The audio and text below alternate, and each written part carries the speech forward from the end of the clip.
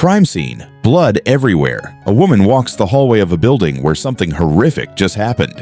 Her men are searching bodies. She bends down and picks up a teddy bear. Whatever happened here, children were involved. Outside, her men are chasing someone. It's a little girl running for her life. Later, they catch one of the other kids who tried to escape. It's clear these children aren't treated like children at all. When the woman, Dr. Bayek, hears that one girl got away, she doesn't even blink. She's 8 years old. She won't survive out there. Write her down as dead. These kids, she says, were never normal to begin with.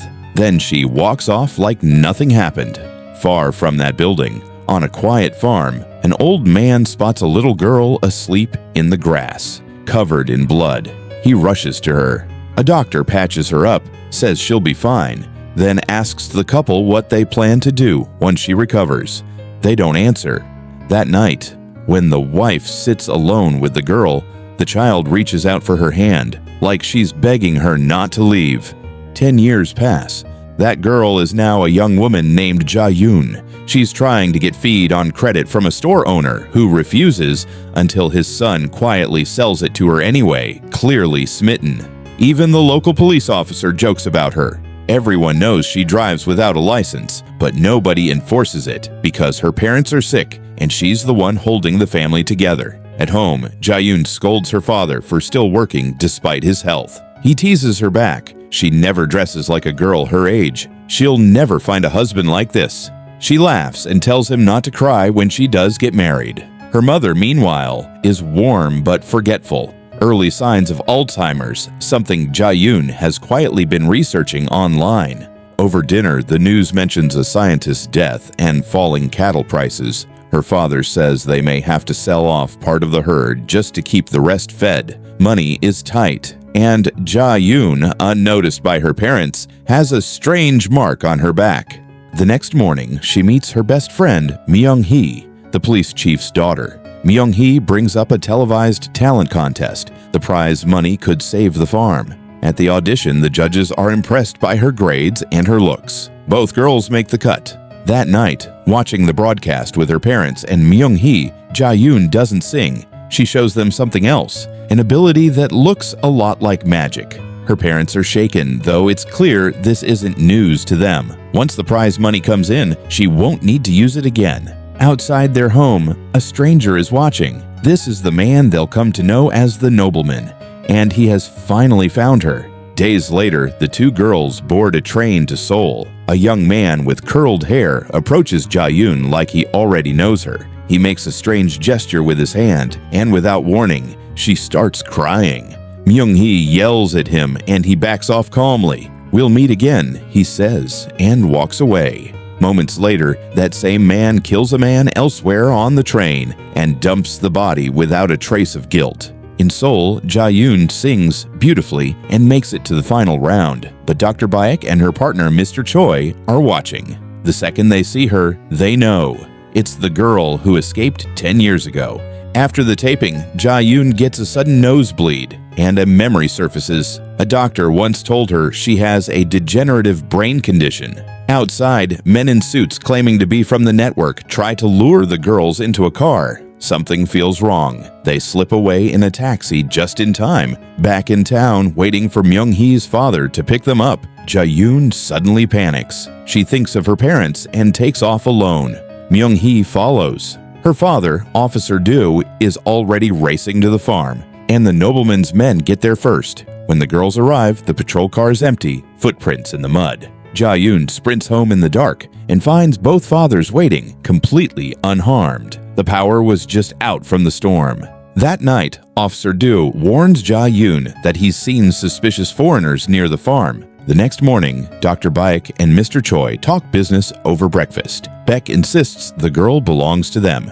Choi disagrees, calls her a monster, says bringing her back alive will be nearly impossible. That evening, Ja-yoon's mother doesn't recognize anyone at the table. As she drifts off, she mumbles about a little girl who used to search for information about orphans online, like she was trying to find her real parents. That night, Ja-yoon has nightmares of her childhood, and then men break into the house. Led by one of Bayek's men, they grab Myung-hee as a hostage.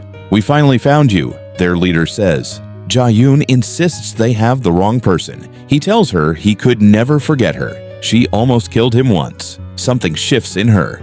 In seconds, every intruder is dead. If you've ever watched someone you thought you knew turn into someone else entirely, subscribe. Then the nobleman steps out of the shadows, impressed. She's clearly in a category of her own, he says, and he doesn't believe for a second she's actually lost her memory. He invites her to come with him to remember who she really is. If she refuses, he'll kill everyone she loves. He even shows her a scar on his forehead, one she apparently gave him.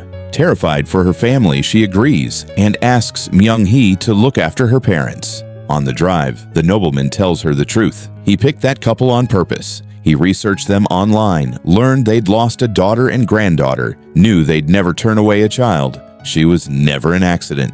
She was placed. They arrive at the place where she grew up.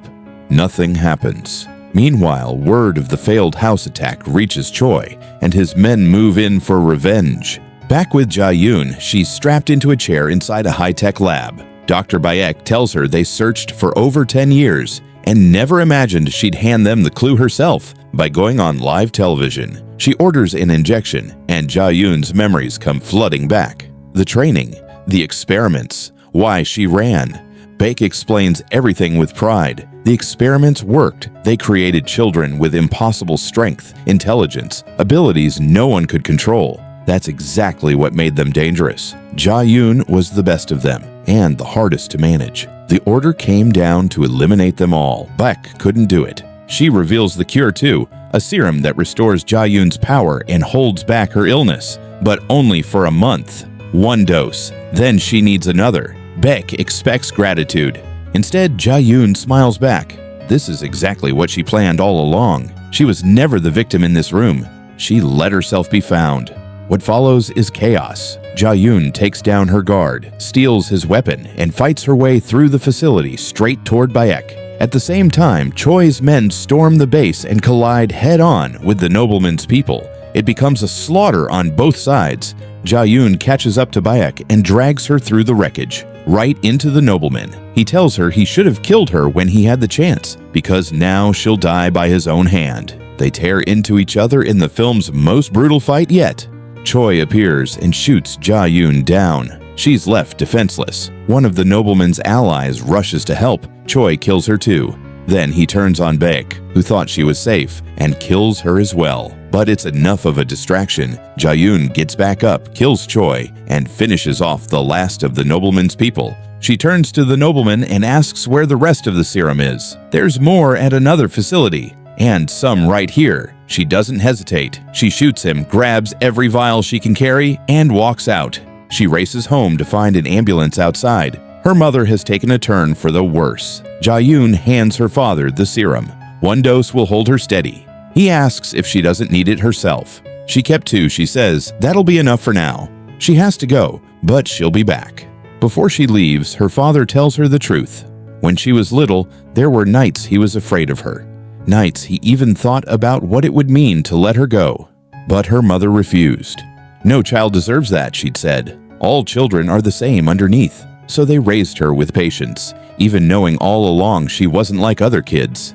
If that confession hurt more than all the violence, subscribe. Ja-yoon says goodbye to Myung-hee and leaves to find a permanent cure. 3 months later, at a new research site, a woman hands her the vials she came for, but Ja-yoon wants more than a temporary fix. She needs bone marrow from one of her real parents. Just as the conversation turns tense, another woman steps into the room. Ja-yoon doesn't blink. Don't try anything, she warns, or I'll kill you too.